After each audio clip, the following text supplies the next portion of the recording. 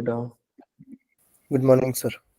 Good morning बेटा। Hello everyone, welcome to Avanti classes. My name is Manjeet Bhardwaj. तो बेटा आज हम आपका जो सैटरडे का टेस्ट हुआ था उस टेस्ट को थोड़ा रिव्यू करने वाले हैं, ठीक है। और आपके क्वेश्चंस भी हो जाएंगे। जिन बच्चों ने जो क्वेश्चंस गलत किए हैं या दोबारा नहीं देखे हैं, मैं जनरली बोलता होता हूँ एक चीज ध्यान रखना कि जो भी आपके टेस्ट हो रहे हैं अवंती में बहुत इंपॉर्टेंट है, मेंस लेवल के टेस्ट है, ठीक है। सभी लगभग मेंस लेवल को टच करते हैं। कुछ कुछ क्वेश्चंस होते हैं, यूं कह लो कि हम कहें कि मेंस में थोड़े टफ होते हैं, वो एडवांस लेवल को टच करते हैं हल्के फुल्के, लेकिन ओवरऑल ये जो टेस्ट है ये मेंस लेवल को ही टच करते हैं हमारे जो टेस्ट है। तो अगर ये टेस्ट सोल्व शुरू में मान लो एग्जाम के ड्यूरिंग आपसे नहीं हुआ, कोई फर्क नहीं पड़ता, लेकिन एग्जाम खत्म होने के बाद घर बैठने पर आप ये पूरा टेस्ट और सभी क्वेश्चंस जरूर कीजिए, इनके सॉल्यूशंस भी आपको मिलते हैं। इससे आपको बहुत बड़ा बेनिफिट होने वाला है, बहुत बड़ा बेनिफिट। क्लियर है सबको? ठीक है। Yes, sir. तो आज हम इसको डिस्कस करेंगे, जितने क्वेश्चन हो सकते हैं उतने करने वाले हैं, ठीक है। तो चलिए भाई स्टार्ट करते हैं। सबसे पहले फर्स्ट क्वेश्चन है इसका, इन सम सॉल्यूशंस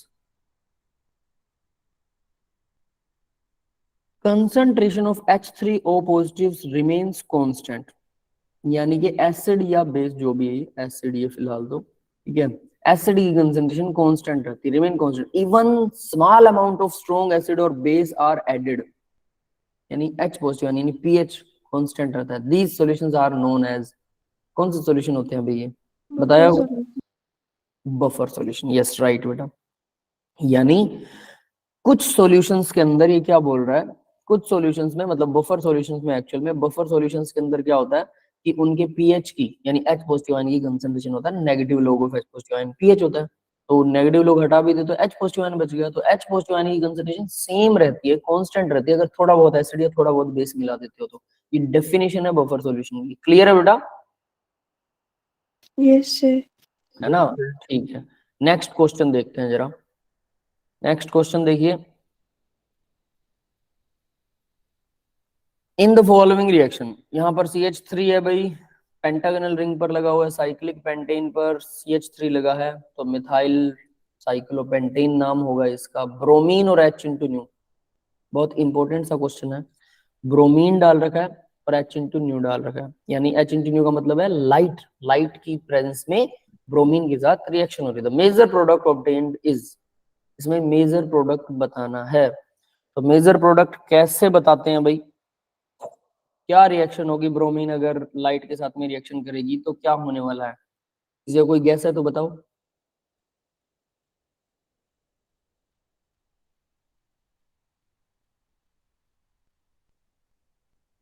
है किसी का कोई गैस?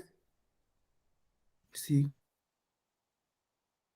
सी, ठीक है। अब कोई रीजन बता सकता है इसके behind? C is the right option. उसकी पोजीशन है ना, the number of alpha hydrogen nearest carbon नहीं नहीं के नहीं बेटा, पास। अल्फा हाइड्रोजन नहीं है इसमें रीजन, बता देता हूँ मैं। देखो क्या होता है, जब ब्रोमीन को H इंटू न्यू में, H इंटू न्यू की प्रेजेंस में अगर आप हीट करते हो ब्रोमीन को, ध्यान रख लेना, जब लाइट की प्रेजेंस में है, ठीक है, हीट की प्रेजेंस में नहीं है, जब लाइट की प्रेजेंस में होता है तो लाइट क्या करती है, ब्रोमीन का फ्री रेडिकल बनाती है, ठीक है। ब्रोमीन का फ्री रेडिकल प्लस दूसरे ब्रोमीन का फ्री रेडिकल, ये दोनों फ्री रेडिकल बनेंगे। तो फ्री रेडिकल क्या करता है, एक ब्रोमीन का फ्री रेडिकल अटैक करेगा, तो वो H पर अटैक कर सकता है। यानी अगर मान लो मैं यहाँ पर इसी को रिएक्शन को करवाऊं तो वो क्या कर सकता है, देखो यहाँ एक H को ले जाएगा वो, तो CH2 फ्री रेडिकल बना सकता है, कार्बन का फ्री रेडिकल बन जाएगा।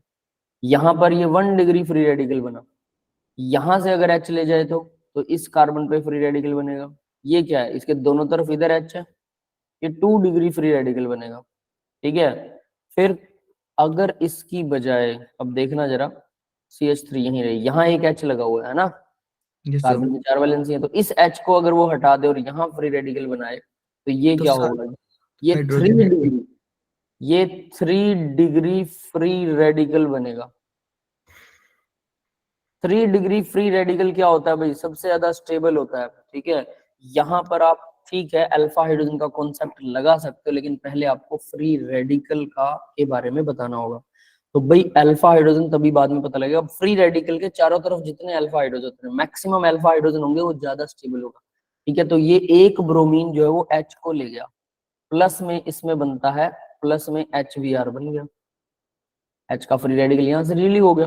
अब दूसरा ब्रोमीन जो है वो दूसरा ब्रोमीन, अब वो फ्री रेडिकल इसके ऊपर यहाँ अटैक करेगा। यस, क्लियर है बेटा? Yes sir.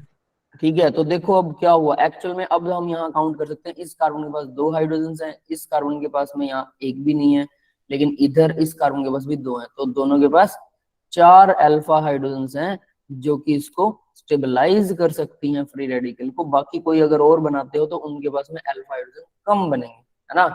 इसके अंदर वैसे देखा जाए तो ये वाला कार्बन जो है, सॉरी ये 3 और भी हैं। सर ऊपर के 3 हाँ, ऊपर 7 के हो 3 जाएंगे 4 3 टोटल। 7, ठीक है, तो 7 होंगी। तो बाकी के सभी कार्बन के पास अगर देखेंगे तो 7 किसी के पास नहीं बनने वाली हैं।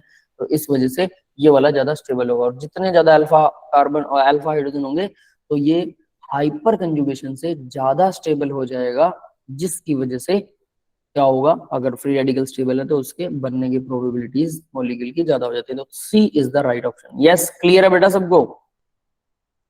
Yes sir. Yes sir.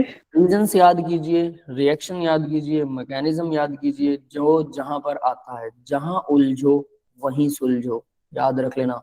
ये रूल होता है जब आप क्वेश्चंस करते हो, जहां उलझ रहे हैं वहीं सुलझना है। मतलब इसको याद करने का मैटर है तो याद कीजिए, कोई थ्योरी बीच में आ रही है तो थ्योरी कीजिए, मैकेनिज्म आ रहा है तो यहीं पर मैकेनिज्म को खत्म कीजिए, यहाँ इसलिए याद होना चाहिए। ये याद करोगे, कल को अगर कोई थ्योरेटिकल पार्ट पढ़ोगे उसमें ऐसी कोई रिएक्शन आएगी तो आपको इस रिएक्शन से वो थ्योरेटिकल पार्ट याद हो जाएगा।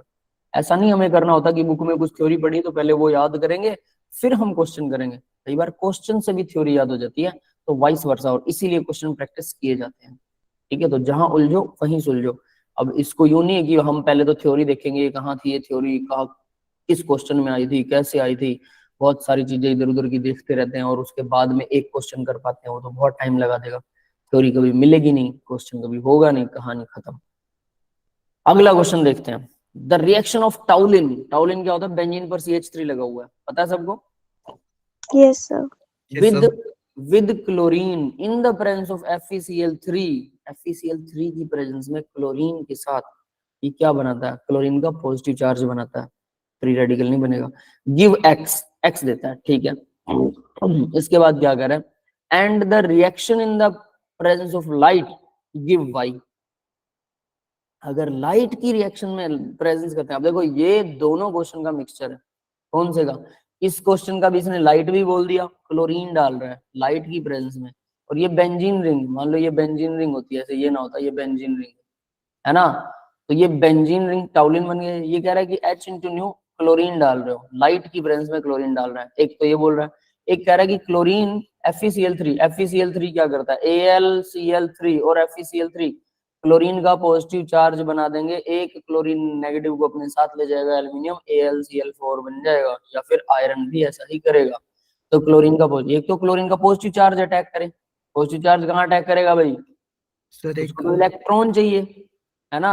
एक फ्री रेडिकल अटैक करे, फ्री रेडिकल H लेके जाएगा, ठीक है, वो फ्री रेडिकल बनाएगा, तो दोनों में डिफरेंस है, तो दोनों प्रोडक्ट्स अलग होंगे। क्लियर है ये बात? तो एक ही रिएक्शन में 2 रिएक्शन आ चुकी हैं यहाँ पर। तो बताइए जरा, एक रिएक्शन तो आपको आती है, बिल्कुल आनी भी चाहिए, क्योंकि अभी अभी हमने ऊपर की है ना फ्री रेडिकल वाली, तो उससे कौन सा प्रोडक्ट बनेगा, बस नाम अलग हो गया, बाकी सब कुछ सेम है। क्लियर है बेटा?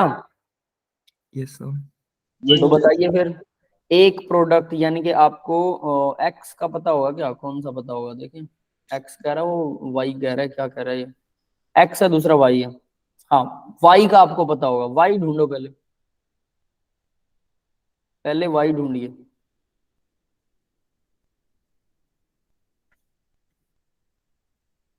मिला किसी को वाई क्या है?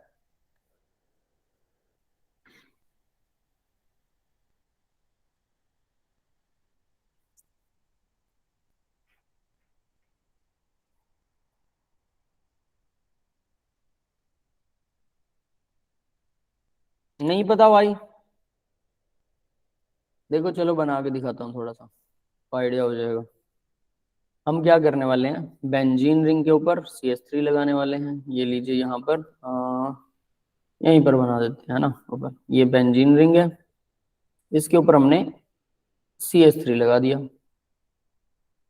अब क्या हो रहा है भाई, वाई बताना है ना। पहले वाई की बात करेंगे, मतलब फ्री रेडिकल से। तो क्लोरीन है Cl2, H इंटू न्यू की प्रेजेंस में है। ठीक है, तो कहाँ जुड़ेगी अब तो बता दो। सर अब एक तुम, ऑर्थो पर एक पैरा पे दो बनेंगे। हाँ, आपको ऑर्थो और पैरा पर तब जुड़ेगी जब वो पॉजिटिव चार्ज बनाएगी बेटा, यस सर। है ना। फ्री रेडिकल बनाएगी तो कहाँ जुड़ेगी। सिर्फ फ्री रेडिकल बनाएगी तो ऊपर फ्री रेडिकल बनाया था, तो फ्री रेडिकल जो सबसे सर ज्यादा स्टेबल होता है वहां बनेगी। अब मान लो कि मैं यहाँ कह दूं इसके पास, इस कार्बन के पास तो हाइड्रोजन ही नहीं है, इसके पास है। अगर यहाँ फ्री रेडिकल बनाता हूँ, ठीक है, कोई दिक्कत नहीं है, फ्री रेडिकल यहाँ बना दूं, दो हाइड्रोजन दोनों तरफ, इसको क्या मिल रहा है, एक ही हाइड्रोजन इधर मिल रही है। एक अगर इसको बना दूं तो दो हाइड्रोजन मिल रही है ना।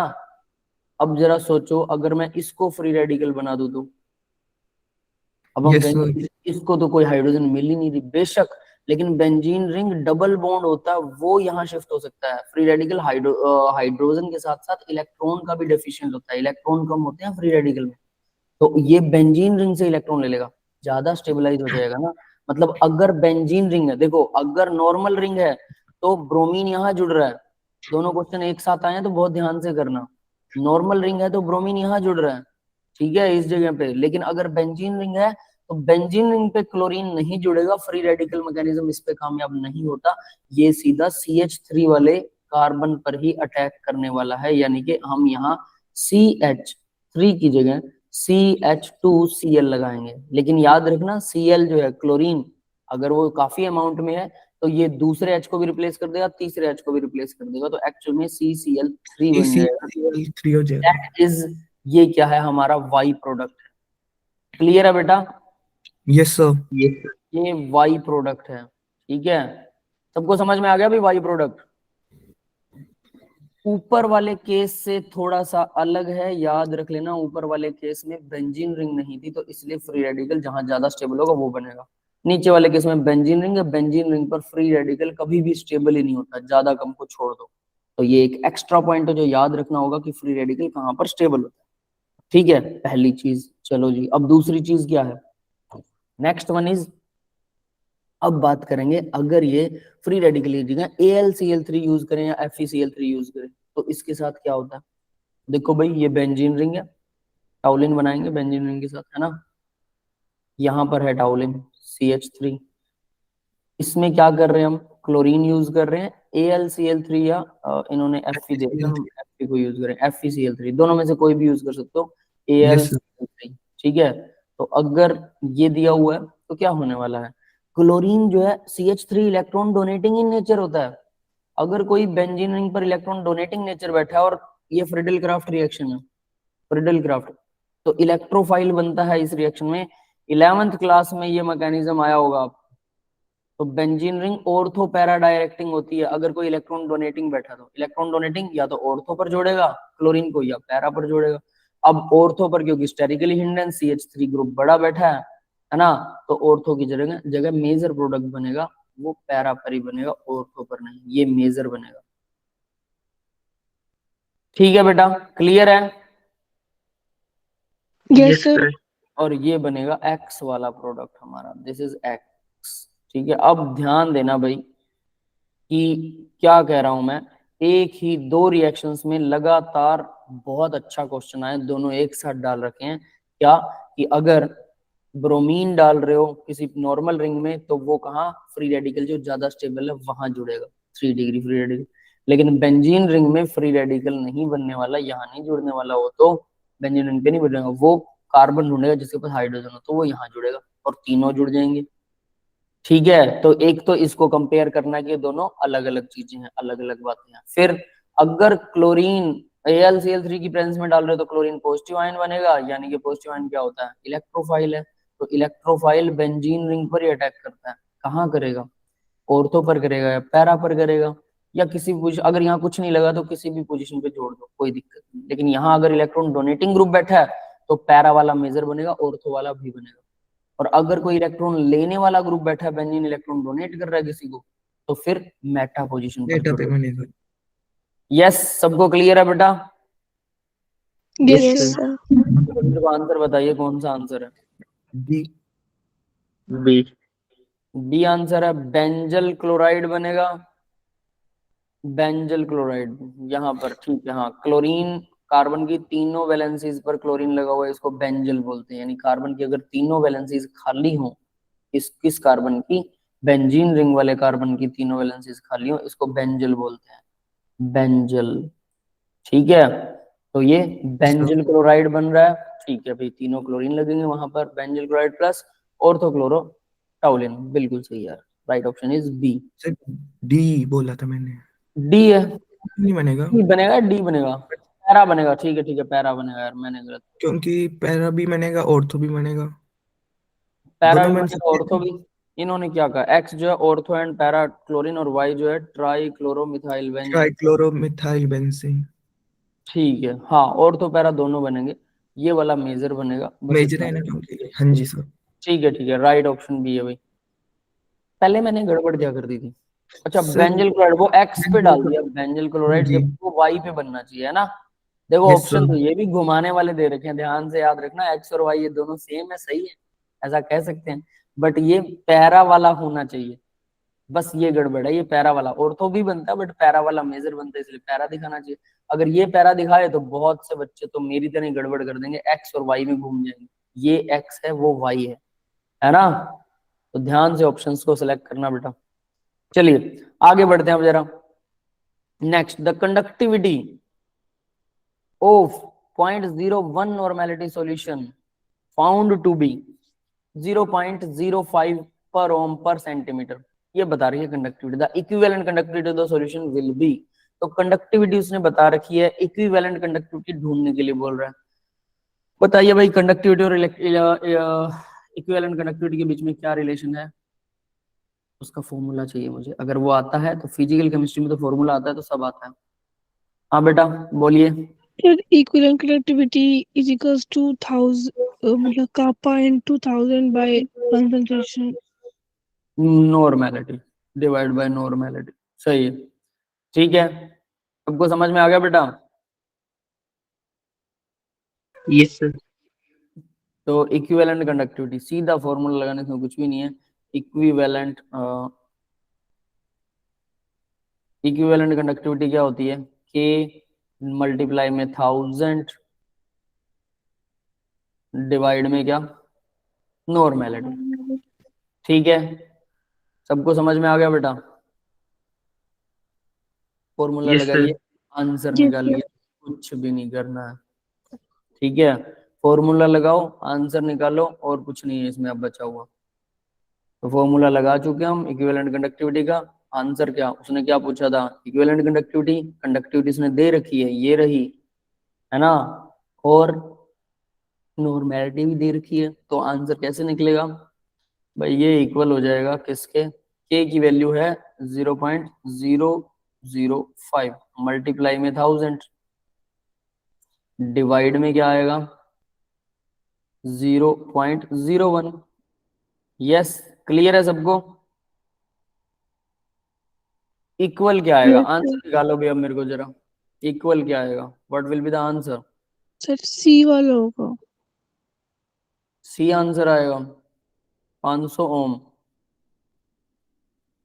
बाकी सब भी यही कह रहे हैं, सी आएगा क्या? कैलकुलेशन Yes, करना है यस sir. यार, सर। 1000 नीचे लग जाए, 1000 से 1000 कट जाएगा, पॉइंट वो 100 ऊपर चला जाए। ठीक है, 500 आ गया, 500। ठीक है, तो 500 तो यही है, उसके अलावा नहीं, बाकी तो सब दूर दूर है ऑप्शन। नेक्स्ट क्वेश्चन देखते हैं। तो समझ में आ गया बेटा, इक्विवेलेंट कंडक्टिविटी और कंडक्टिविटी, बस यही रिलेशन है इनके बीच में। आगे बढ़ते हैं। कंडक्टिविटी दे रखी, कंडक्टिविटी क्या होता है, इक्विवेलेंट कंडक्टिविटी कुछ ऐसा होता है, लैम्डा इक्विवेलेंट। अब देखिए आगे, standard electrode potential of cell, cell का स्टैंडर्ड इलेक्ट्रोड पोटेंशियल आप लोगों को दे रखा है, गिवन है, ई नोट, एजी और एजी पॉजिटिव और एजी से रिडक्शन पोटेंशियल ही देता है वो हमेशा। ई नोट की वैल्यू रिडक्शन होती है, मतलब वो इलेक्ट्रॉन गेन करने वाला ही देगा, रिएक्शन में हो सकता है इलेक्ट्रॉन एक्सेप्ट कर रहा हो, डोनेट कर रहा हो, यहाँ पर इलेक्ट्रॉन गेन करने वाला ही देने वाला है। ई नोट हमेशा रिडक्शन पोटेंशियल दिया जाता है। तो स्टैंडर्ड इलेक्ट्रोड पोटेंशियल है सेल का, हाइड्रोजन से H पॉजिटिव, एजी से एजी, तो इसका ई नोट की वैल्यू दे रही है 0.8 है। ठीक है, सिल्वर का ई नोट 0.8 होता है। अगर आपने 2-4 सवाल भी कर रखे हैं कुछ, ठीक है, तो आपको डेफिनेटली पता होगा, एनसीईआरटी अगर सॉल्व कर रखी है तो सिल्वर का 3-4 बार आता है क्वेश्चन, उसमें 0.8 वोल्ट ही आता है। ठीक है, क्लियर है बेटा Yes, sir. सबको? Yes, तो ये sir. याद भी हो जाता है, याद भी हो जाता है बच्चों को। अब वो क्या कह रहा है, स्टैंडर्ड इलेक्ट्रोड पोटेंशियल की वैल्यू बताइए। इस शेल की वैल्यू पूछ रहा है, जबकि दिया क्या है, सिल्वर का ई नोट सेल दे रखा है। फॉर्मूला बताओ भाई। देखो, तो इसमें सबसे आसान काम क्या होता है फिजिकल में, फॉर्मूला आना चाहिए, ठीक है, आपको आंसर आ जाएगा, बात खत्म। क्लियर है? Yes, sir. Yes, sir. Anode कौन सा, कैथोड कौन सा ढूंढो, बस कुछ भी नहीं करना। Anode, cathode minus anode, that will be the answer. तो E cell cathode minus anode होगा, तो क्या होने वाला है भाई, So cathode ही होगा silver. Sir. ई नोट सेल क्या होगा, cathode minus anode, E not cathode Yes, minus sir. E not anode. Anode. तो अब बताओ एनोड और कैथोड कौन से होंगे इसमें, कैथोड Anode क्या होगा, hydrogen होगा Silver cathode. or cathode is cathode positive. AG positive होने वाला है ना। Yes, sir. ये देखो, ये कैथोड है, ये बीच में साल्ट ब्रिज लगा दिया, और ये हाइड्रोजन है, हाइड्रोजन का घंटा होता है, ई नोट हाइड्रोजन का तो जीरो होता है, ठीक है। Yes, Yes, sir. sir. इसका इन गधों ने दे ही रखा है, ये क्वेश्चन है कोई। Sir, इसका डी ऑप्शन ही था, सेम ही हाँ, आएगा। सेम ही आएगा, वही मैं कह रहा हूँ, ये कोई क्वेश्चन थोड़ा है, ठीक है। तो कैथोड का कितना है भाई, कैथोड का 0.8 है ना, 0.8. और 80 लगा लो। एनोड का कितना है, 0.0 है, बस हो गया, कितना आया, 0.8. 0.80 वोल्ट, बस बात खत्म, same to same. Yes, clear है सबको? Yes, Yes, sir. sir. Yes, sir.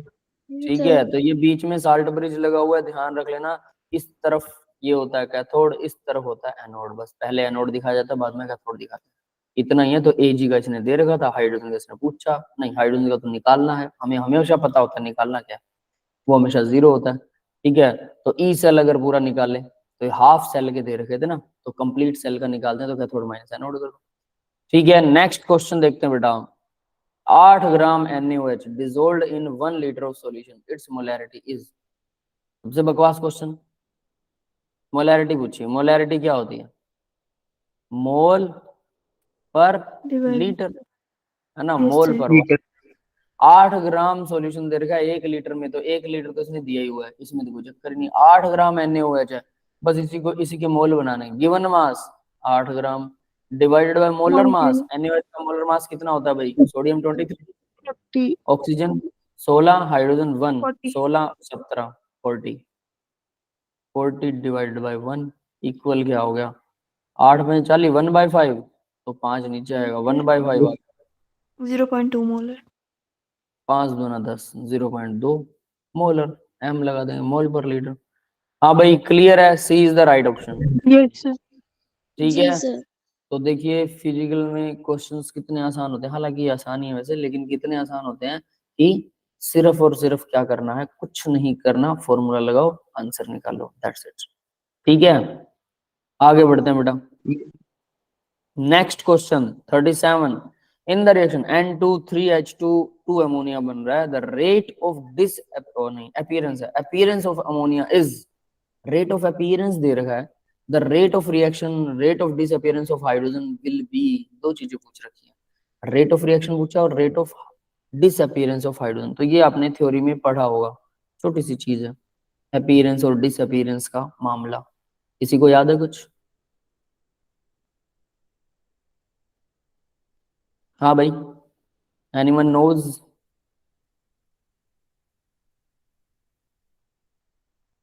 किसी को नहीं आता?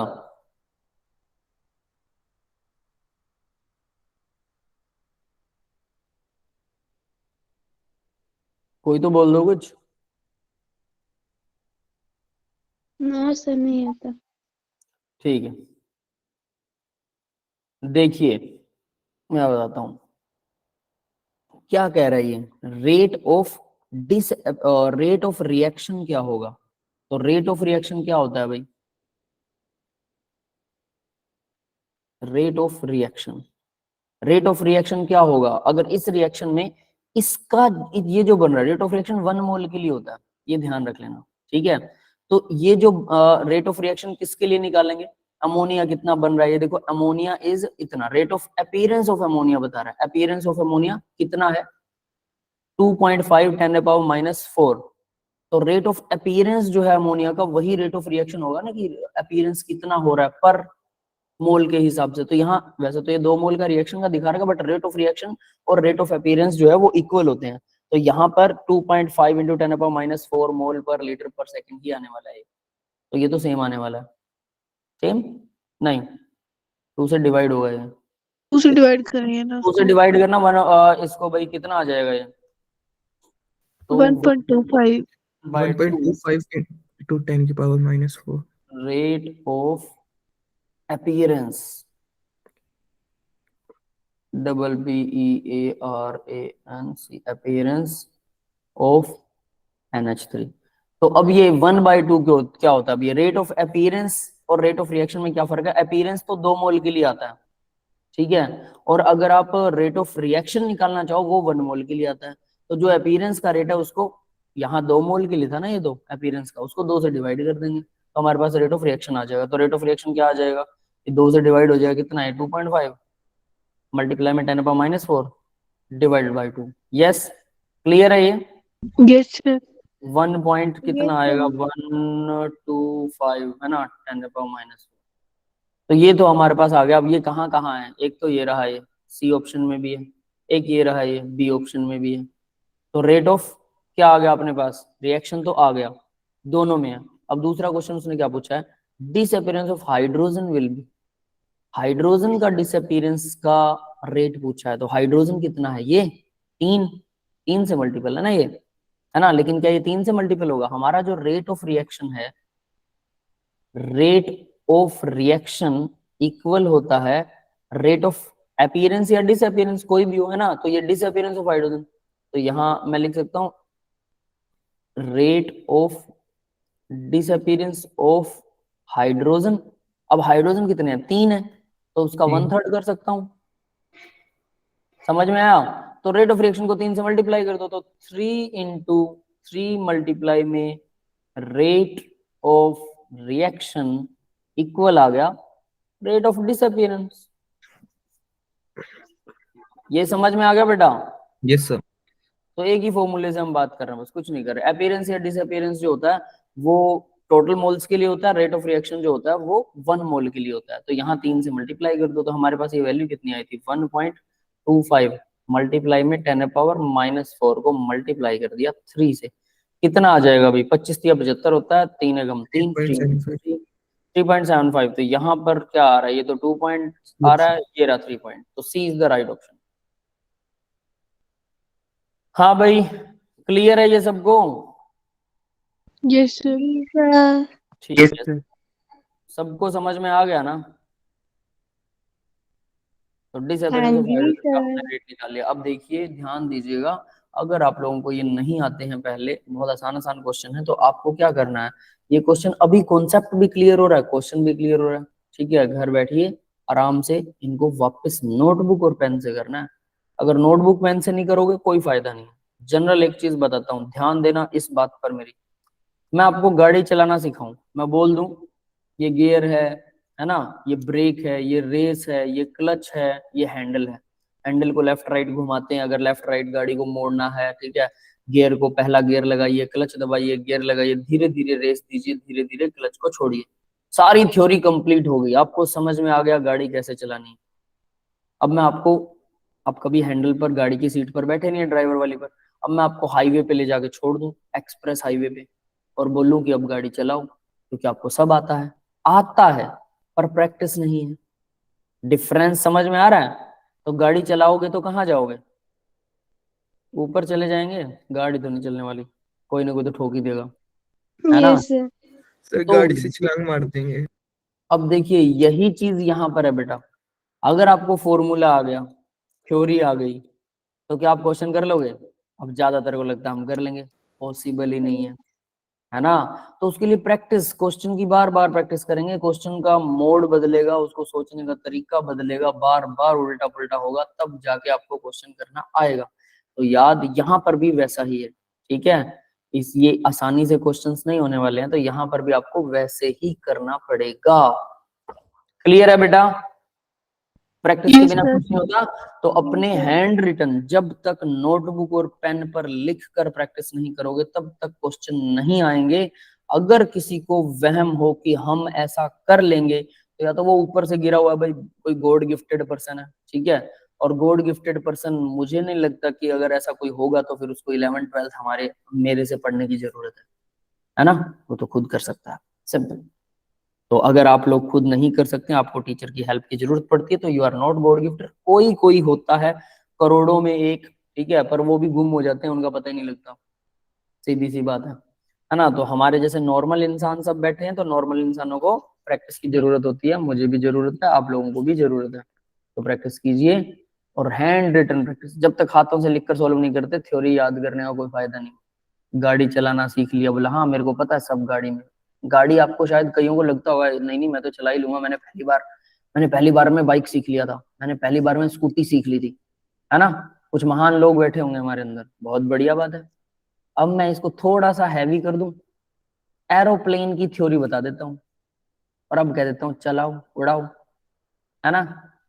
तो कितने खुद को उड़ाएंगे और कितने एरोप्लेन को उड़ाएंगे, ये तो अब समझ में आ गया होगा। थ्योरी से नहीं होता, फॉर्मूला याद होने से क्वेश्चन सॉल्व नहीं होता, समझ गए ना।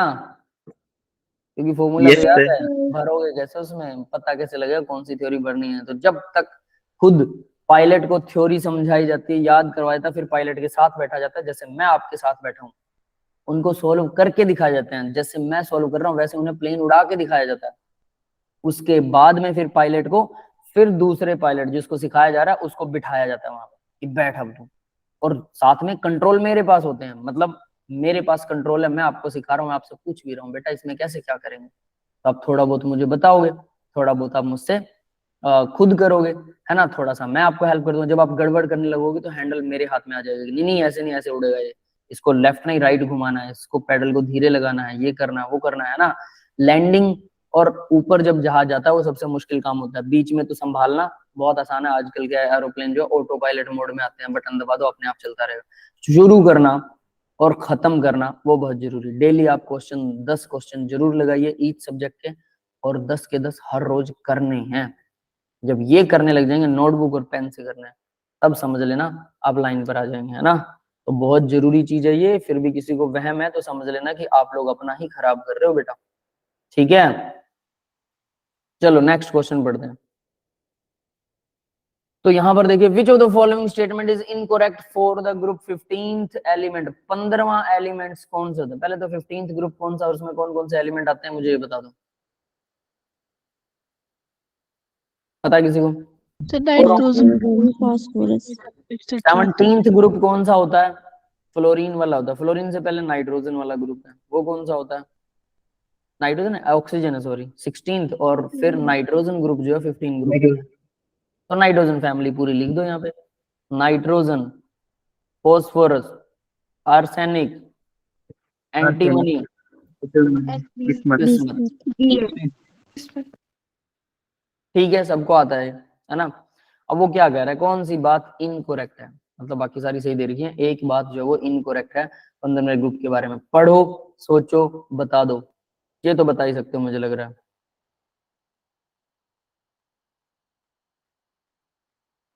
बता सकते हो।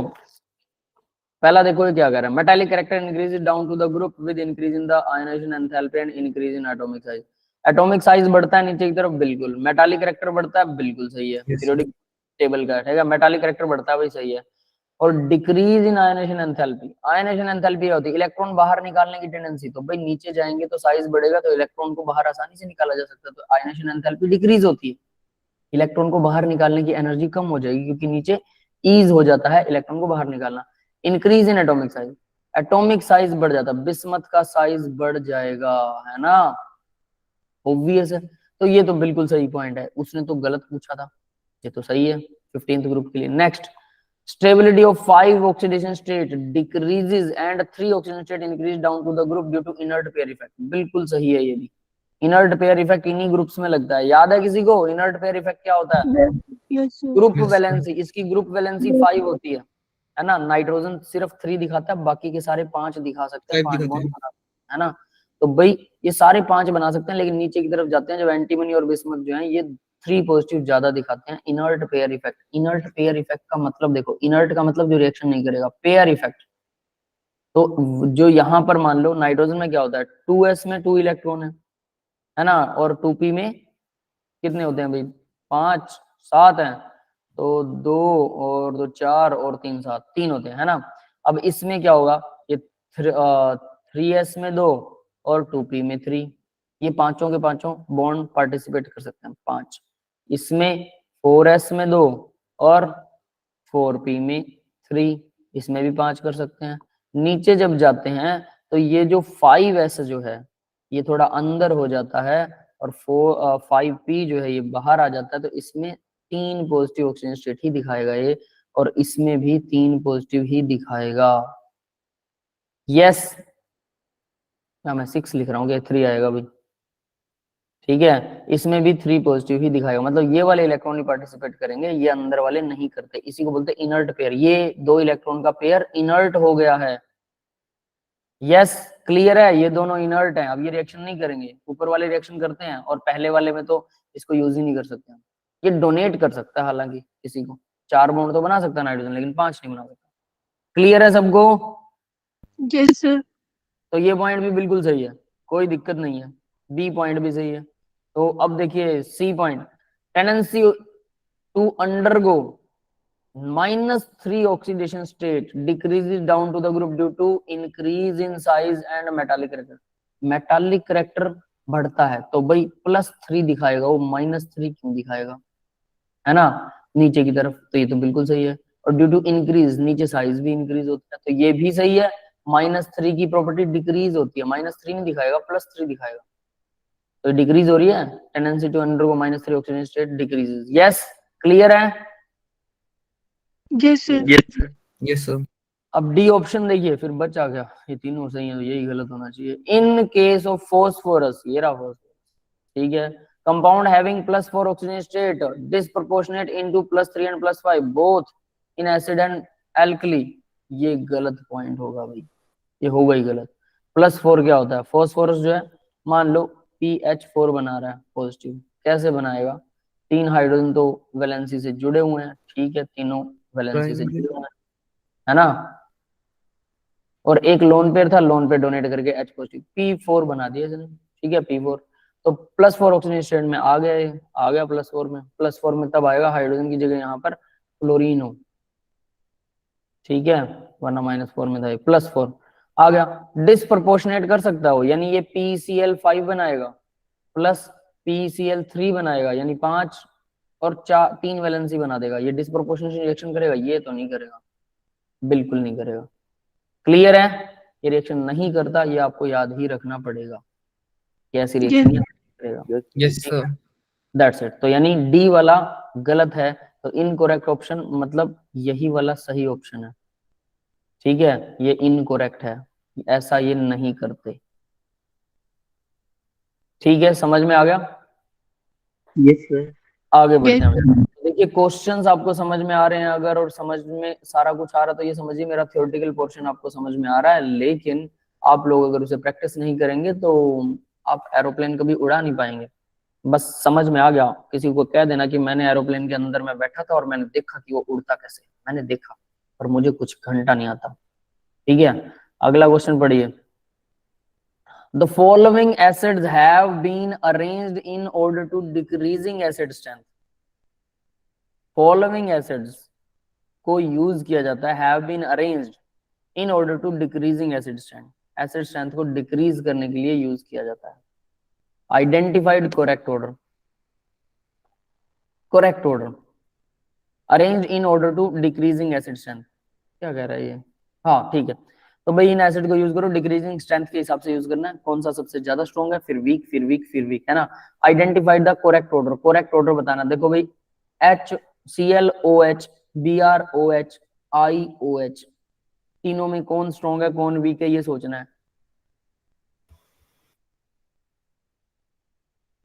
बोलिए क्या होगा राइट ऑप्शन, कौन सा स्ट्रॉन्ग है कौन सा वीक है, समझ में आ रहा है किसी को? Yes sir. तो बोलिए। ऑप्शन ए होगा। ऑप्शन ए होगा, ये सबसे स्ट्रॉन्ग है। ये क्या बोला इसने, decreasing order of C assistant, ठीक है। Decreasing आप ये order कह रहे है। हो HOCl सबसे स्ट्रॉन्ग है, फिर BrOH वीक है, IOH उससे वीक है, सबसे वीक है। कैसे, जरा पहले तो जैसे इस एसिड एसिडिक को स्ट्रेंथ डिक्रीज सॉल्व करते हैं। करके देखते हैं। O और H, ठीक है।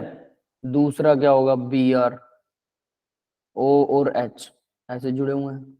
तीसरा है आयोडीन, आयोडीन के साथ O और H, O लगा है और H लगा है। तो होता क्या है भाई, ये कैसे लोन मतलब कैसे ये H पॉजिटिव आयन डोनेट करेगा? तो भाई क्लोरीन जो है, क्या क्लोरीन इससे लोन पेयर एक्सेप्ट कर लेता है और फिर हाइड्रोजन से लोन पेयर एक्सेप्ट करेगा ऑक्सीजन, और ये H पॉजिटिव आयन डोनेट करेगा, सीधा नहीं करता H पॉजिटिव, ठीक है। ये समझ में आ रहा है? या तो ये ऐसे हो सकता है, बट ये ऐसे इसका डायग्राम नहीं होता। अब आपको लगेगा ये सही तो है सारा कुछ, क्लोरीन एक बॉन्ड बनाता है, ब्रोमीन भी एक बनाता है, ऑक्सीजन दो बनाता है, सबके पूरे हैं, ये ऑक्सो एसिड्स हैं, इनके डायग्राम ऐसे नहीं होते हैं।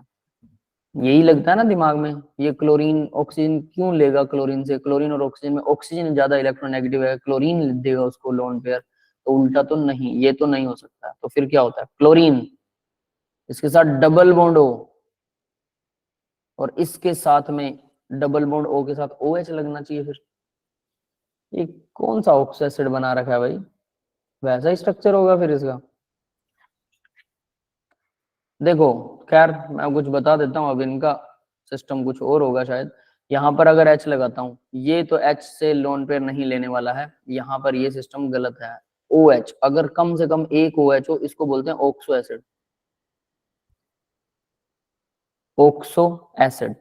ऑक्सो एसिड में क्या होता है सुनिए, डबल बॉन्ड O जरूर होगा सेंट्रल एटम के साथ, प्लस OH होगा। अब ये होता क्या है, डबल बॉन्ड O इधर से अपना, जब भी ऑक्सीजन डबल बॉन्डेड होता है एक लोन पेयर खींच लेता है, जिससे ये वाला ऑक्सीजन जो है यहाँ से लोन पेयर इस क्लोरीन को देगा, जिससे क्लोरीन फिर ये ऑक्सीजन जो है इस पर पॉजिटिव आएगा, ये हाइड्रोजन से लेगा और H पॉजिटिव आयन अलग हो जाएगा।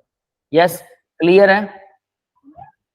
Yes, ये sir. होता है ऑक्सो एसिड, बट यहाँ पर ऑक्सो एसिड नहीं है भाई, ये क्या है फिर, ये अब ये ऑक्सो एसिड नहीं है, तो ऑब्वियस सी बात है भाई इसका नाम मतलब इसका स्ट्रक्चर कुछ और होना चाहिए, क्योंकि अकेला H लगा है ना। तो इसका स्ट्रक्चर बताइए और इसका रीजन बताइए, बिहाइंड द सीन किसी को रीजन समझ में आ रहा है कि कैसे क्या होता है? यस बेटा,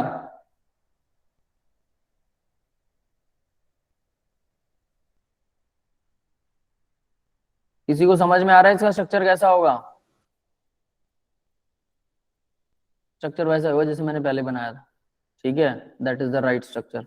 तो फिर ये H पॉजिटिव आयन डोनेट कैसे करेगा, ये एक क्वेश्चन है, क्योंकि इसमें तो हमें समझ में आता है कि ऑक्सो एसिड तो ऐसे करता है, ठीक है। ऑक्सो एसिड में याद रखना कम से कम एक OH, कम से कम एक डबल बॉन्ड O जरूर होता है, बहुत इंपॉर्टेंट चीज है ये, यहाँ पर नहीं आ रही है लेकिन ये इंपॉर्टेंट है। तो इसका स्ट्रक्चर फिर ऐसे ही होना चाहिए, क्लोरीन है, क्लोरीन के साथ में O जुड़ेगा और O के साथ H जुड़ेगा, सेम ब्रोमीन है। अब थोड़ा इसका रीजन थोड़ा सा अब आपको रट्टा मारना पड़ेगा, क्योंकि ये उल्टा रीजन चलेगा। आयोडीन है, हाइड्रोजन है, क्लोरीन। अब देखो H पॉजिटिव आयन अगर ये डोनेट करेगा तो ऑक्सीजन यहाँ से लेगा, और ऑक्सीजन यहाँ से ले रहा है तो डेफिनेट सी बात है ऑक्सीजन अपना लोन पेयर क्लोरीन को दे रहा है। तो इनका क्या होता है, इनका जो रीजन है वो रट्टा मारने वाला है। क्लोरीन का जो D ऑर्बिटल है, D ऑर्बिटल वैकेंट होता है, खाली मिलेगा, है ना, क्लियर है, और वो कंपैटिबल होता है ऑक्सीजन के साथ, तो इसलिए ऑक्सीजन अपना लोन पेयर क्लोरीन को डोनेट कर देता है। कंपैटिबिलिटी होती है, मतलब भाई ये दोनों एक जैसे होते हैं और ये दोनों पास पास होते हैं, इसलिए ऑक्सीजन अपना लोन पेयर क्लोरीन को डोनेट कर सकता है। ब्रोमीन के केस में ब्रोमीन का साइज बढ़ जाता है, ऑक्सीजन वैसा सही रहता है, तो इनकी कंपैटिबिलिटी कम हो जाती है। डी ब्लॉक की जो खाली ऑर्बिटल है और ऑक्सीजन के ऑर्बिटल की जो लोन पे डोनेट कर रहा है, कंपैटिबिलिटी कम है तो ऑक्सीजन लोन पे डोनेट नहीं करेगा ब्रोमीन को नहीं करेगा, तो हाइड्रोजन से वापस कैसे लेगा, हाइड्रोजन से अगर बॉन्ड वापस नहीं छीन रहे तो H पॉजिटिव आयन अलग कैसे होगा? समझ में आ गया? Yes, sir.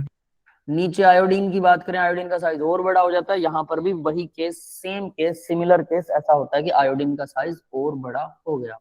That's it. तो इस तरह से ये हमारे पास सीधा रीजन ये बनता, तो ये रट्टा मारना पड़ेगा। अगर ऑक्सो एसिड की बात करेंगे, मुझे पहले लगा कि OH है, ठीक है, डबल बॉन्ड आ जाएगा। अगर एक और ऑक्सीजन होता तो हम डबल बॉन्ड O लगा के फिर ऑक्सो एसिड बनाते। तो याद रखना ये ऑक्सो एसिड नहीं है। तो ऑक्सो एसिड भी बहुत इंपॉर्टेंट मैटर है। तो ये समझ में आ गया भाई। तो यानी कंपैटिबिलिटी होती है ऑक्सीजन की क्लोरीन के साथ में, डी ऑर्बिटल वैकेंट ऑर्बिटल के साथ। तो ये दोनों एक जैसे से हैं साइज सेम होने की वजह से। तो इस वजह से क्लोरीन वाला ज्यादा एसिडिक होगा। Option A will be right option. ठीक है बेटा, रीजन Yes. समझ में आ गया सबको? Yes. ठीक है, नेक्स्ट देखते हैं अब जरा। The greenish yellow gas react with alkali metal hydroxide. Alkali metal hydroxide यानी कि सोडियम हाइड्रोक्साइड को मान लो एक बार के लिए alkali metal hydroxide. Greenish yellow gas, कोई गैस है वो रिएक्शन करती है NaOH से, है ना, hydroxide to form the halate. Halate बनाता है ये, which can be used in the fireworks जो एंड सेफ्टी मैचेस। फायरवर्क और सेफ्टी मैचेस क्या होते हैं? The gas and halate respective. हाँ, तो भाई फायरवर्क यानी पटाखों में यूज होता है। वैसे तो मैं आपको सीधा बता देता हूँ, पटाखों के अंदर KClO3 यूज होता है। बात ठीक है, ऑक्सीडाइजिंग एजेंट होता है KClO3। ठीक है, और प्लस उसने क्या बोला कि रिएक्शन करके ग्रीनिश येलो गैस है, ग्रीनिश येलो गैस क्लोरीन होती है। अब वो बी ऑप्शन में ही है, ये तो रट्टा मारना पड़ेगा, सीधी सी बात है।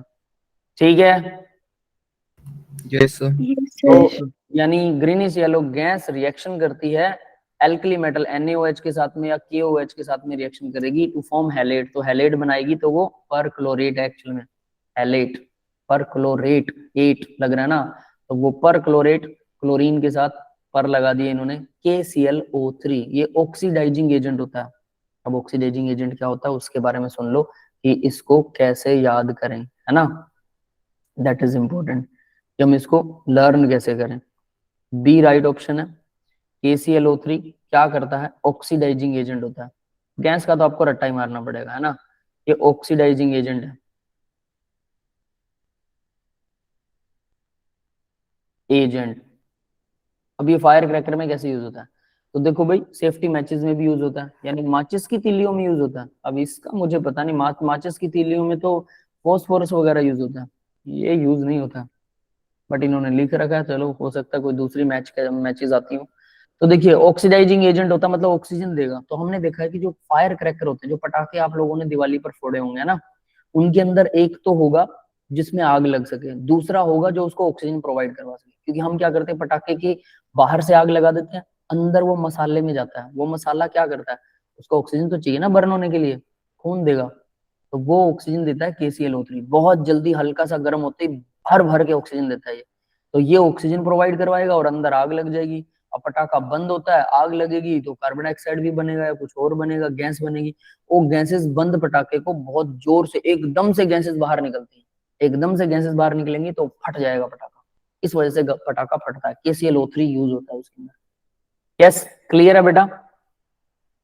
अब देखो, KBrO3 भी यूज कर सकते हैं, अगर हम कहें तो बिल्कुल कर सकते हैं यूज, बट वो जनरल यूज में नहीं आता। ऑक्सीडाइजिंग वो भी होता है, बट और साथ में ब्रोमीन का ग्रीनिश येलो कलर नहीं होता, क्लोरीन का होता है ना।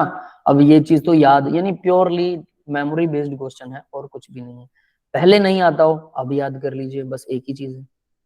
अगला क्वेश्चन देखिए बेटा, in the preparation of HBr HI या HI, इन दोनों की प्रेपरेशन में NaX, X जो हो सकता है ब्रोमीन या आयोडीन हो सकता है, यानी NaBr या NaI, जिससे भी is treated with H3PO4 and not by concentrated H2SO4। H2SO4 से ट्रीट नहीं करते हैं, HI या HBr बनाने के लिए H3PO4 से ट्रीट किया जाता है। एसिड ही है H3PO4 भी, लेकिन उससे क्यों कर रहे हैं और उससे क्यों नहीं करते, दोनों एसिड हैं, तो ऐसा क्यों होता है? इसका रीजन ढूंढिए जरा, रीजन क्या हो सकता है? 41 क्वेश्चन नंबर। सीधा ये क्या कह रहा है, इन दोनों को बनाने के लिए NaX से बना रहे हैं, यानी कि अगर मान लो NaBr से बना रहे हो आप तो इसकी रिएक्शन इससे करवाते हैं, ठीक है। या फिर अगर आप NaI से बनाते हो, NaI, इसकी रिएक्शन भी इसी से करवाते हैं। वो कह रहा है HCl से क्यों नहीं और H2SO4 से क्यों नहीं करवा रहे भाई? सिंस मेक रिएक्शन रिवर्सिबल, क्या H2SO4 रिवर्सिबल रिएक्शन बना देता है। H2SO4 oxidised X into X2 bromine या यानी HX को HI को क्या H2SO4 इससे रिएक्शन करके I2 में कन्वर्ट कर देता है। भाई ये P ब्लॉक की रिएक्शन है, सीधा बताता हूँ, 12th क्लास में आती है और ये ऐसा ही करता है। ये आयोडीन यानी जो HI बनेगा या HBr बनेगा वो इसको ब्रोमीन में या आयोडीन में कन्वर्ट कर देगा, जिसकी वजह से क्या होता है कि सर हम इसको यूज नहीं करते। तो यानी B is the right option, ये सही नहीं है। समझ में आया क्या पूछ रहे हो बेटा? नहीं, नथिंग सर। ठीक है, तो मेमोरी बेस्ड या पी ब्लॉक एलिमेंट्स के जो क्वेश्चंस होते हैं मेमोरी बेस्ड होते हैं, तो आपको याद होने चाहिए H2SO4 ऑक्सीडाइज कर देता है HI को HBr को। अब ये याद रखने वाला मैटर है, इसको लर्न रखिए, ऐसे याद नहीं रहेगा। ज्यादा ज्यादा क्वेश्चन कीजिए, किसी और क्वेश्चन में भी आ जाएगा, वहां से आपको फिर ये याद रहना शुरू हो जाएगा। 2-3 बार एक ही चीज को रिपीट करेंगे तो वो लर्न हो जाती है ना। आगे बढ़ते हैं। Next 42 the highest oxidation state is exhibited by the transition metal with configuration। Oxidation state सबसे ज्यादा हाईएस्ट किसकी होगी? बताओ भाई, यहाँ तो साफ साफ नजर आ जाएगा मुझे लग रहा है। कौन? C N-1 D5 NS2। सी। बाकी स्टूडेंट भाई? C। सबको सी लग रहा है, ठीक। देखते हैं अब जरा ए में, देखिए क्या है, 3D में है, 2S में है, 3 और 2 5 ही इलेक्ट्रॉन डोनेट कर सकता है। ये 6 कर सकता है, ये 7 कर सकता है, ये 10 कर सकता है क्या? ये 10 नहीं करेगा। बिल्कुल भी नहीं सर। डी में 8 है ना, ठीक है, यस सर। और NS में 2 है, तो D8NS2 वाली कॉन्फ़िगरेशन निकिल की आती है शायद, है ना। निकिल है ये, निकिल 10 के 10 इलेक्ट्रॉन थोड़ा डोनेट। पहले क्या होता है भाई, जैसे जैसे डी के अंदर इलेक्ट्रॉन्स बढ़ते हैं, है ना, जैसे जैसे डी में इलेक्ट्रॉन बढ़ते हैं तो वो सारे डोनेटेड हो सकते हैं। तो ये देखो, ये 3 और 2 5 कर सकता है, ये 6 कर सकता है, 7, तो मैक्सिमम 7 करेगा। इसके बाद में फिर से डिक्रीज होना शुरू हो जाता है, यानी यहाँ पर फिर से डिक्रीज होगा, ये नहीं होगा। Right answer will be C. पता है, ये तो कॉन्फ़िगरेशन, इलेक्ट्रॉनिक कॉन्फ़िगरेशन कर रखी है सबने, ठीक है। हाँ बेटा, सबको समझ में आ गया? कुछ कुछ मेमोरी बेस्ड है ये भी, ठीक है। अगला क्वेश्चन देखिए 43, क्वेश्चन नंबर 43 क्या कहता है? लो ऑक्सीडेशन स्टेट आर फाउंड, जो लो ऑक्सीडेशन स्टेट्स हैं इन transition element when a complex compound has, किसी कॉम्प्लेक्स कंपाउंड के पास कुछ होता है तो वो लो ऑक्सीडेशन स्टेट में जाएगा। तो वो क्या होता है उसके पास? ये भी मेमोरी बेस्ड है कुछ कुछ। Ligand capable of pi acceptor character, pi acceptor character, अगर पाई एक्सेप्टर कैरेक्टर हो लिगेंड के पास तो वो लो ऑक्सीजन स्टेट दिखाएगा। Ligand capable to sigma donor character, क्या वो सिग्मा डोनर होगा? Ligand capable pi acceptor character as well as sigma donor character, क्या दोनों होंगे उसमें?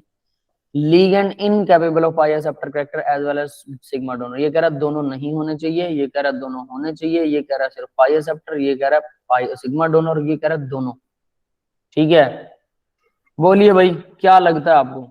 सर दोनों होनी चाहिए, सी ऑप्शन। दोनों होने चाहिए। याद है किसी ने अगर किया हो कि ये कैसे काम करता है, और ऑर्गेनोमेटालिक में CO क्या होता है? कार्बन मोनोऑक्साइड, ये इलेक्ट्रॉन डोनेट करता है, सिग्मा बॉन्ड बनाएगा, उसके Yes, बाद में मेटल से वापस लोन पेयर एक्सेप्ट कर लेता है मेटल से, है ना, मेटल से वापस लोन पेयर एक्सेप्ट करके डबल बॉन्ड बना लेता है मेटल के साथ। तो यानी पहले सिग्मा डोनेट करता है फिर पाई एक्सेप्ट करता है। सिग्मा डोनर और पाई एक्सेप्टर दोनों कैरेक्टर होने चाहिए, है ना। तो देखो सिग्मा डोनर और पाई एक्सेप्टर, ये वाले कैरेक्टर होने चाहिए मेटल में, ठीक है। और मेटल क्या, लिगेंड में, तभी वो ऐसा करता है। कोऑर्डिनेशन कंपाउंड के अंदर ये किया होगा, अच्छे से किया हुआ है सबने यस कंपाउंड में, ठीक है।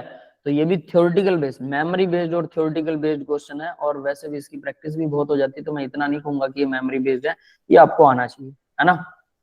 आगे देखते हैं नेक्स्ट क्वेश्चन। देखिए the first ionisation energy of 5D series element are highest than those of 3D and 4D series.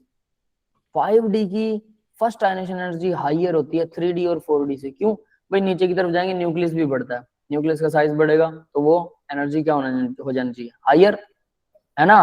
तो क्या सिर्फ इतना ही रीजन है, न्यूक्लियस वाला ही, कुछ और रीजन नहीं है? सोचो, कुछ और रीजन है तो वो बताओ अब। Weak shielding भी हो। शील्ड। या सिर्फ एक ही रीजन है? वो कोई दिक्कत नहीं है, मतलब जो भी whatever the reasons are, आप जरा अपनी तरफ से सोचिए क्या कौन सा ऑप्शन कह रहे हो?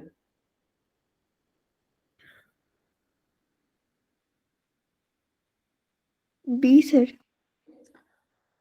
B option. तो देखो पहले पढ़ते हैं, चलो इसने क्या कहा है। Bigger size of atoms 5D series element है देन 3D। बड़ा साइज होने से तो कोई फर्क नहीं पड़ता। दूसरा ए और बी बोथ कह रहा है, टी और तीसरे में और डी में नन कह रहा है। तो दूसरा देखते हैं, greater effective nuclear charge. Yes, nucleus बड़ा हो जाएगा, यही तो मैं कह रहा हूँ, न्यूक्लियस बड़ा हो जाएगा, यस सर। है ना? तो इफेक्टिव न्यूक्लियर चार्ज बड़ा होगा तो इलेक्ट्रॉन को ज्यादा स्ट्रांगली बाइंड करेगा, तो इलेक्ट्रॉन बाहर निकालना मुश्किल हो जाएगा। Experience valence electron because of the weak shielding of. तो 4f और 5f वीक शील्ड करते हैं भाई, इस वजह से 5D सीरीज के अंदर 4f वीक फील्ड करता है, वीक शील्ड करता है। शील्ड का मतलब वो वीकली इलेक्ट्रॉन्स को मतलब भगाने की कोशिश करता है, वो भगाता नहीं, है ना? इस वजह से रिपेल। यस, इस वजह से 5D के इलेक्ट्रॉन ज्यादा बाउंडेड हो जाते हैं और वो स्ट्रांगली बाउंडेड रहता है। बहुत आसान थ्योरेटिकल क्वेश्चन है, पढ़ के देख लो। ये ऊपर से जितने भी क्वेश्चन चले आ रहे हैं पढ़ के हो जाते हैं। बस ये वाला क्वेश्चन थोड़ा सा लॉजिकल था कि ये क्लोरीन और ऑक्सीजन का साइज कंपेरेबल है, तो इसका p ऑर्बिटल और इस क्लोरीन का d ऑर्बिटल कंपेरेबल साइज के हैं। ये तो रट्टा मारने वाली बात है, याद होना चाहिए। इस वजह से ये इजीली डोनेट कर सकते हैं, बट दूसरे बड़ा साइज होने की वजह से डोनेशन कम हो जाती है, तो H पॉजिटिव आयन के डोनेट होने के चांसेस कम हो जाते हैं। अगला क्वेश्चन देखते हैं 45। Magnetic moment of chromium 2 positive, manganese 2 positive, iron 2 positive are XYZ। इसने बोला XYZ है, ठीक है। They are in order. किसकी मैग्नेटिक मोमेंट कम होगी, किसकी ज्यादा होगी, ये पूछ रहा है भाई, ऑर्डर पूछा है। तो बताइए कैसे पता लगते हैं magnetic moment? Under root NN+2 याद है? Yes sir. Mu magnetic moment होता है अंडर रूट N+2, है ना? क्लियर है? ये होता है। N क्या होता है? Unpaired electron. Number of unpaired electron. तो देखो भाई, क्रोमियम में अनपेयर्ड, क्रोमियम 2 पॉजिटिव में अनपेयर्ड कितने हैं, मैग्नीज में कितने हैं, आयरन में कितने हैं, बस ये निकाल लिया तो फिर हम बता सकते हैं। ज्यादा अनपेयर्ड इलेक्ट्रॉन होंगे तो मैग्नेटिक मोमेंट उसकी ज्यादा आएगी। बस अनपेयर्ड के इलेक्ट्रॉन का आपको अंडर रूट निकालने की जरूरत नहीं है, सिर्फ क्या देखना है, अनपेयर्ड इलेक्ट्रॉन किसमें ज्यादा है, किसमें ज्यादा है, ठीक है? तो देखो भाई, हम फाइंड करें अनपेयर्ड इलेक्ट्रॉन। क्रोमियम की बात करते हैं। क्रोमियम में 24 होते हैं, तो 24 में लास्ट में निकाले तो क्रोमियम क्या आता है? 3D में आता है ना। Yes sir. इसमें होते हैं 3D के अंदर 5 और 4s में 2 होते हैं। 24 हो गए पूरे, 4s में 1, सॉरी, है ना? इलेक्ट्रॉनिक कॉन्फ़िगरेशन एक्सेप्शनल दिखाता है। हाँ जी। लेकिन इसने बोला 2 पॉजिटिव बनाना, तो भी 4s में 1 की जगह 0 करेंगे और 3D में कितने करेंगे? 4 हो जाए। 3D में 4 है तो D में 4 इलेक्ट्रॉन भरने हैं आपको, बस यही करना और कुछ नहीं करना। ये लो, D में 1 2 3 4, 4 के 4 इलेक्ट्रॉन अनपेयर्ड होंगे ना, कोई पेयर्ड नहीं होगा। क्लियर है? Yes sir. तो क्रोमियम 2 पॉजिटिव में 4 इलेक्ट्रॉन्स हैं जो अनपेयर्ड हैं, याद रखना। मैग्नीज 2 पॉजिटिव में, मैग्नीज का एटॉमिक नंबर 25 है, तो 25 की इलेक्ट्रॉनिक कॉन्फ़िगरेशन क्या होती है? 4s में 2 और 3D में 5। अब 2 पॉजिटिव है तो मतलब s के 2 उड़ा दो, s के 2 उड़ गए और इसमें 5 रह गए। अब 5 इलेक्ट्रॉन है भाई, एक और एक्स्ट्रा आ गया, तो अनपेयर्ड इलेक्ट्रॉन इसमें कितने हो गए? 5। इसमें ज्यादा है, डेफिनेट सी बात है, इसका क्या होगा? ज्यादा होगा। क्लियर है बेटा? Yes sir. नेक्स्ट आयरन 26, तो 26 में क्या करेंगे अभी? एक और इलेक्ट्रॉन भर देंगे। एक नेगेटिव कर देंगे। अब एक और इलेक्ट्रॉन भरेंगे तो 4 ही अनपेयर्ड रहेंगे, तो इसमें तो 4 ही अनपेयर्ड आएंगे यार। बस आंसर सामने है, ये 4 हैं, ये 4 हैं, ठीक है? सिंपल सी बात है। तो भाई क्या होगा? 2 बराबर होंगे, तो x और z बराबर हैं, y जो है वो कम, y ज्यादा है, y के ज्यादा है। हाँ 5 है ना उसमें, एक में 5 है, y का ज्यादा होगा, बस जिसके 5 है। यही ऑप्शन है, yes sir. D is the right option. Clear है बेटा? कर लोगे, ये तो बहुत आसान क्वेश्चन है ना? ठीक है, नेक्स्ट क्वेश्चन देखिए, इसमें फिल करने की जरूरत नहीं है, एन की वैल्यू ज्यादा तो अपने आप ज्यादा, हालांकि फॉर्मूला आना चाहिए, कई बार फिल भी करना पड़ता है। नेक्स्ट क्वेश्चन देखिए, the coordination number and oxidation number x in the following compound. Coordination number और ऑक्सीडेशन नंबर बताना है इन कंपाउंड्स में। तो भाई यहाँ एक्स हमारे पास मेटल है, SO4 जुड़ा हुआ है, NH3 5 जुड़े हुए हैं और SO4 जुड़ा हुआ है, तो उसका कोऑर्डिनेशन नंबर कितना है, और साथ में क्या बोलते हैं इसको, ऑक्सीडेशन नंबर, मेटल का ऑक्सीडेशन नंबर भी बताना और कोऑर्डिनेशन नंबर भी बताना है। बताओ भाई, पहले तो देखो, ऑक्सीडेशन नंबर ना आए तो कोऑर्डिनेशन बता दो, कोऑर्डिनेशन ना आए तो ऑक्सीडेशन बता दो, कुछ तो बताओ, तो पता होना ही चाहिए, है ना? Yes, sir. तो बताओ। Sir, coordination number 6 अगर coordination number coordination number 6, Yes, sir. 6 coordination number इसमें भी आ रहा है, इसमें भी आ रहा है, ठीक है। और साथ में ऑक्सीडेशन नंबर +3 आ रहा है। +3 होगा। कैसे +3 होगा? अमोनिया का तो 0 होता है, सर SO4 पर, सुनिए, SO4 पर 2 नेगेटिव चार्ज है, अंदर SO4 है, तो मेटल मतलब 2 पॉजिटिव था तो न्यूट्रल हो गया? नहीं, एक क्लोरीन बाहर लगा हुआ है ना, क्लोरीन पर 1 नेगेटिव है, इसका मतलब कॉम्प्लेक्स क्या है, 1 पॉजिटिव है कॉम्प्लेक्स, कॉम्प्लेक्स 1 पॉजिटिव है, अंदर 2 नेगेटिव, मतलब मेटल पर 1 पॉजिटिव है, सीधी सी बात है। क्लियर है? Yes sir. तो मेटल पर 1 पॉजिटिव है, तो ओवरऑल 1 पॉजिटिव नहीं, सॉरी 3 पॉजिटिव मेटल पर यार, 3 पॉजिटिव है, 2 नेगेटिव न्यूट्रल हो गया, 1 पॉजिटिव अभी भी बच गया, 2 पॉजिटिव न्यूट्रल होने के बाद तो 1 पॉजिटिव अभी भी बचेगा, क्लोरीन पर 1 नेगेटिव है, तो इस तरह से मेटल पर 3 पॉजिटिव है। एक्स मान के भी कर सकते हो, जैसे आप लोग जनरल तरीके से करते हो, मैं कभी एक्स नहीं मानता होता, कि मान लो इसका ऑक्सीडेशन नंबर एक्स है, ठीक है, प्लस में सल्फर का -2 है ना, अमोनिया का 0 है, इक्वल टू +1 होना चाहिए, क्योंकि ओवरऑल कॉम्प्लेक्स पर +1 चार्ज है। समझ में आ गया भाई? Yes, तो sir. x -2 इक्वल प्लस का 1, x इक्वल क्या हो जाएगा, सर 1। उल्टा बनेगा क्या? ये क्या कर दिया अभी मैंने, +1 आएगा इसका, गलत करा। सर देखो भाई, ये फॉर्मूला मेरे को अप्लाई नहीं करना था, मल्टीप्लिकेशन 2 आएगी मेरे ख्याल से। सर मेरे को लग रहा है 2 आएगी, 2 आएगी। ऑक्सीडेशन। हाँ जी, वो तो ऑप्शन में नहीं है। वो देखो शायद मेरी उन्होंने बात सुनो, अगर किया है। x 3 है, देखिए 3 पॉजिटिव है मेटल, 2 नेगेटिव SO4 पर 2 नेगेटिव है, ठीक है, तो 2 नेगेटिव SO4 है। अमोनिया पर कितना है, अमोनिया है प्लस में इसके कितना आ जाएगा, अमोनिया 0 होता है, 0 इक्वल क्या आएगा, पूरे कॉम्प्लेक्स पर कितना चार्ज है भाई, पूरे कॉम्प्लेक्स पर +1 चार्ज है, +1 है। ठीक है। तो इसको सॉल्व करें, -2 उधर जाएगा, प्लस का 2 हो जाएगा, तो 3 इक्वल 3 हो गया यार, सही है, 3 आना चाहिए, तो यहाँ मैंने गड़बड़, आना था, आपने गलत माइनस कर दिया था। इसको x ले लिया। Yes sir. अच्छा, मैंने इसमें गड़बड़ कर दी थी, ठीक है, ये x आ गया, इक्वल आ जाएगा ये 3, ठीक है, 3 आएगा, बिल्कुल सही है। मेरे को फॉर्मूला अप्लाई नहीं करना था, पता है मैंने कभी करा ही नहीं इससे, बच्चे करते हैं जनरली, मैं सिखा भी देता हूँ, लेकिन मैं सीधा निकाल लेता हूँ यार, मॉलिक्यूल देख के, कभी ऐसी कैलकुलेशन करी नहीं मैंने एक्चुअल में रीजन बताता हूँ, देखिए मैं कभी किसी टीचर से नहीं पढ़ा, मैंने बुक्स में से खुद ही निकाला है बेटा, बहुत सारी ऐसी चीजें थी जो टीचर्स फॉर्मूले वगैरह बताते हैं, ट्रिक वगैरह बताते हैं, बाद में मैंने धीरे धीरे सीख ली, लेकिन मैं बुक से डायरेक्ट पढ़ा हूँ, और बुक से डायरेक्ट पढ़ा हूँ तो मुझे डायरेक्ट कुछ चीजें निकालनी आती हैं, कॉमन जो बच्चों को इजी करके चीजें बताई जाती हैं, ट्रिक्स वगैरह बताई जाती हैं, वो मैंने नहीं सीखी, मैं बहुत सारी चीजें अब खुद भी इजीली खुद निकालता हूँ अपने लेवल पर, बट बच्चों को सिखाने के लिए फिर मैंने बाद में ट्रिक सीख ली थी, ये फॉर्मूला बाद में मैंने सीख लिया था कि ऐसे करके कुछ होता है, बट मैं इसे कभी अप्लाई नहीं करता, क्योंकि मैं तो डायरेक्ट निकालता हूँ, इस वजह से ये फॉर्मूला मुझे अप्लाई नहीं करना था। तो अभी x की वैल्यू 3 आ रही है, ऑब्वियस सी बात है, और कोऑर्डिनेशन नंबर जो है, यानी ये तो ठीक है, हमने निकाल लिया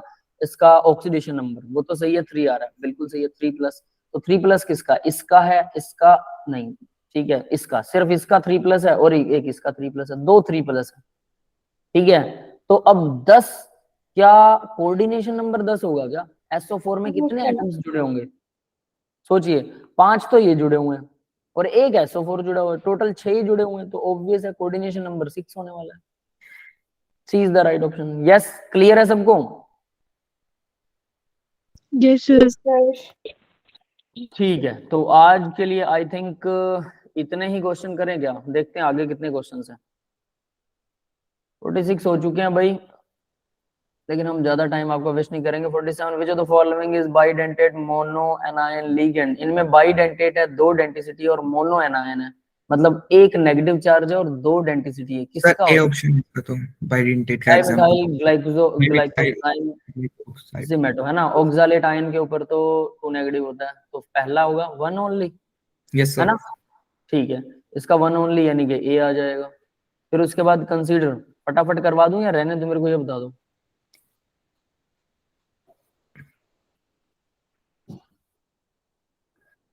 रहने सर दे, ये दो हमारे बच्चों का मूड ही नहीं है। ठीक है, चलो कोई बात नहीं। That's all for the today's class guys. ठीक है, आज इतना ही करेंगे बेटा। Yes sir. जितने क्वेश्चन हमने किए हैं ना, बस उनको ध्यान से करना है और कुछ नहीं है। ऑल द क्वेश्चंस, इसके अलावा 4-5 क्वेश्चन और ये जितने भी बचेंगे। 53 तक केमिस्ट्री है, थोड़ी ऑर्गेनिक है। 60 तक केमिस्ट्री है, ठीक है। सर 6 तक है। ठीक है, 60 तक केमिस्ट्री है। हमने कितने कर लिए? सर हम 47 कर लिए, 40 लगभग 50, है ना। तो 13 क्वेश्चन बचते हैं, तो आप आसानी से कर सकते हैं, कोई दिक्कत वाली बात नहीं है ना। 13 क्वेश्चंस खुद अगर थोड़ी सी ट्राई करेंगे। Yes sir.